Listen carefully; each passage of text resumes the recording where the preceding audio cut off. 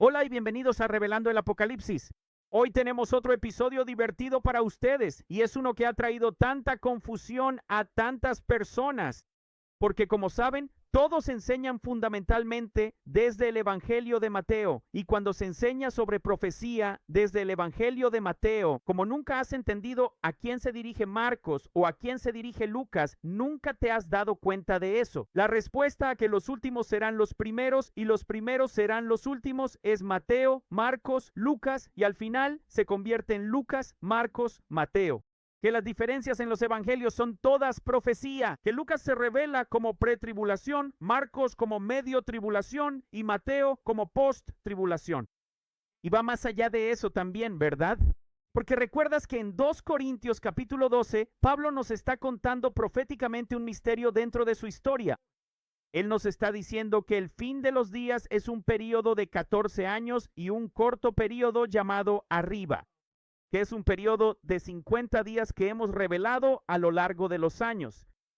El primer grupo es la novia gentil de Cristo pretribulación, la que es arrebatada como en un rapto que va al tercer cielo.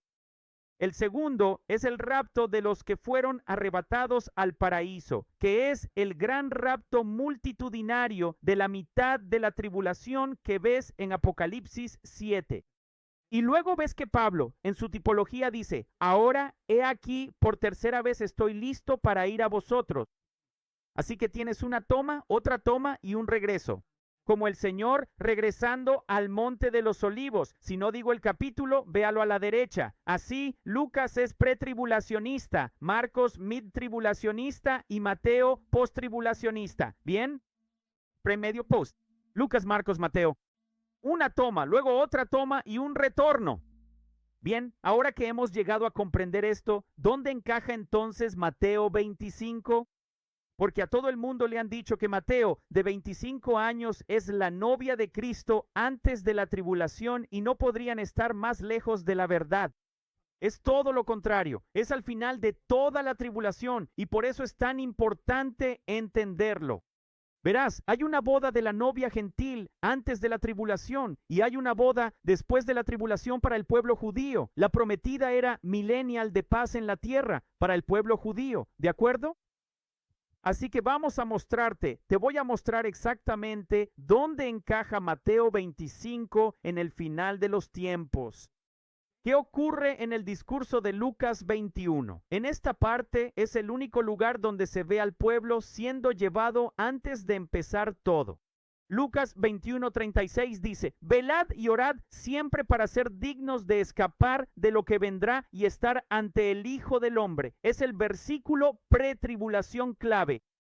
Y luego tienes lo de arriba, que es un periodo de 50 días que ocurre después del pretribulación. ¿Y qué sucede después? Bueno, entonces vas al discurso de Marcos. Y en el discurso de Marcos hablamos de esto recientemente en una enseñanza, que la venida del Hijo del Hombre en el discurso de Marcos es la revelación. Capítulo 6, al final del capítulo 6 de Apocalipsis, al final del sexto sello o el sexto año de la tribulación de los sellos. Este es el Señor viniendo en las nubes del cielo, ¿verdad? O el Señor viniendo en las nubes. Y dice en Marcos 13, versículo 32, pero de aquel día y hora nadie sabe. Ya les mostramos qué era eso. Todos sabemos que es la fiesta de las trompetas, un periodo de 2 días en el que esperan la aparición de la luna creciente para declarar el día. Eso es lo que se llama el día y la hora. Nadie lo sabe. ¿Por qué está en Marcos pero no estaba en Lucas? Porque en la venida del Señor en las nubes, a buscar a la multitud de la media tribulación, Él viene al final de 6 años, en el día y hora que nadie sabe, en la fiesta de las trompetas. Pero recuerda, lo de Lucas es una parte separada llamada de arriba.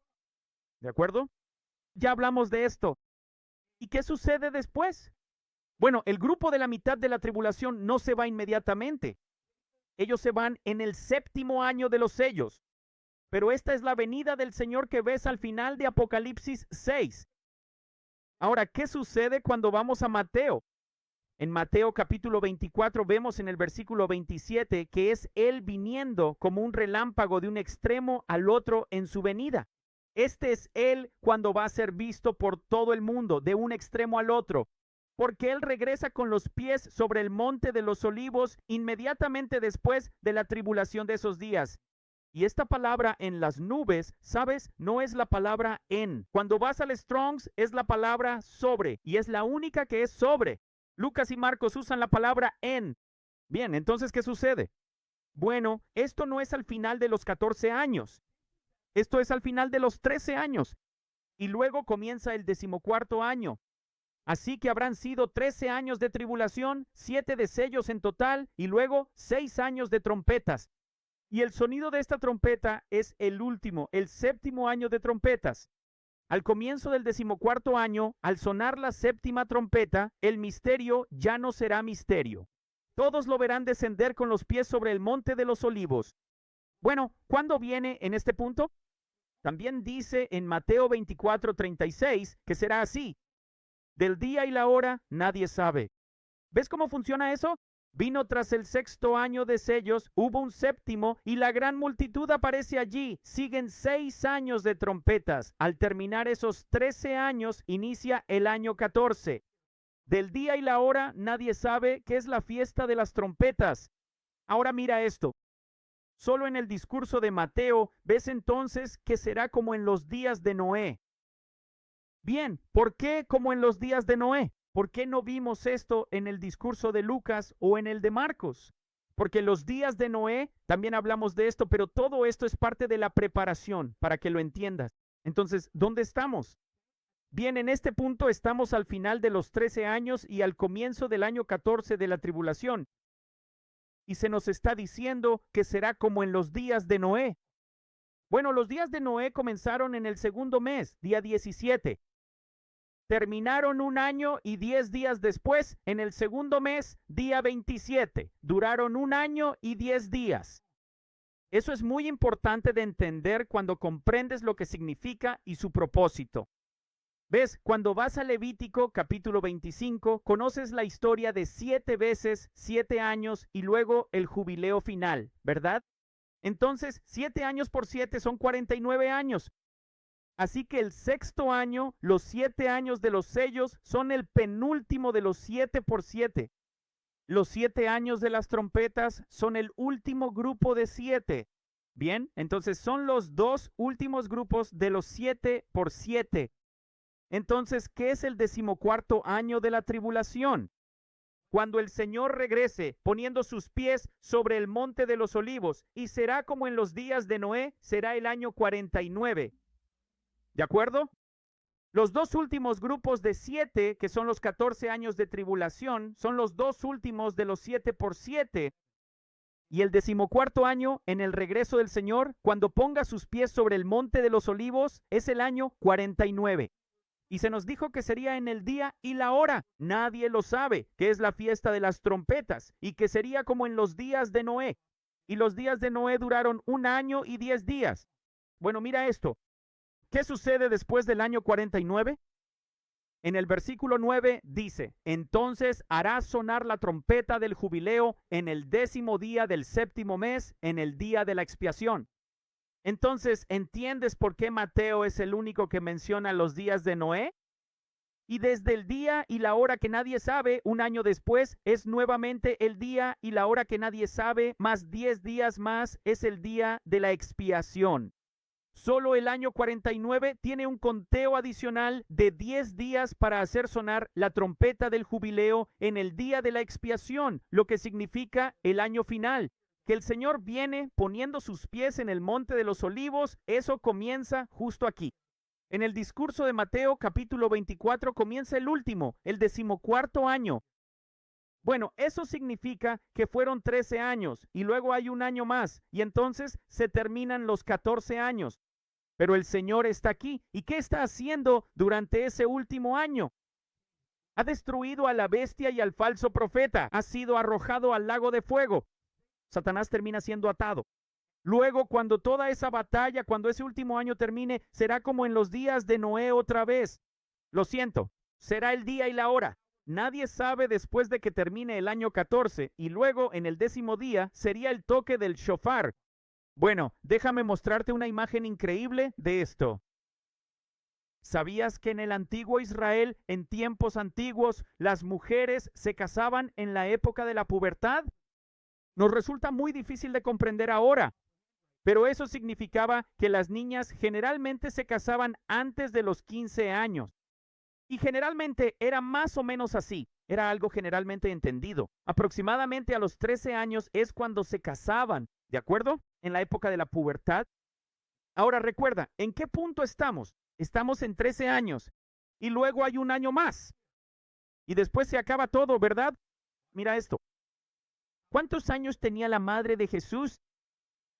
Se cree que María tenía entre 12 y 16 años, basado en las costumbres judías y los desposorios del primer siglo. ¿De acuerdo? Algunos dicen 13. Yo creo que fue exactamente alrededor de los 13, aunque no está registrado específicamente. De acuerdo. Pero sabemos que está en ese rango. Así que de nuevo tienes 13 años y luego un año después el nacimiento de Jesús. De acuerdo. Ahora mira lo que sucede. ¿Sabes cómo se desarrolla la historia de la boda en el antiguo Israel? De acuerdo. En la antigua tradición judía, especialmente alrededor del primer siglo, las niñas a menudo eran desposadas. ¿De acuerdo? ¿O así se llama? Ursín, creo que así se llama. Esto representa el desposorio, el erusin, el momento en que firman un contrato legalmente vinculante. Recuerden lo que sucede al final, al regreso del Señor, cuando pise el monte de los olivos en ese último año 14. El Señor confirma el pacto que hizo. Este es el pacto. Esto es lo que vemos en Daniel 9, versículo 27, que todos piensan que es el anticristo en esa última semana. No, es el último año y es el Señor confirmando el pacto que hizo. ¿Qué? Así como en un matrimonio, Él está confirmando ese pacto. Él está haciendo este pacto nupcial, este desposorio al final de los 13 años de tribulación en su regreso con los pies en la tierra.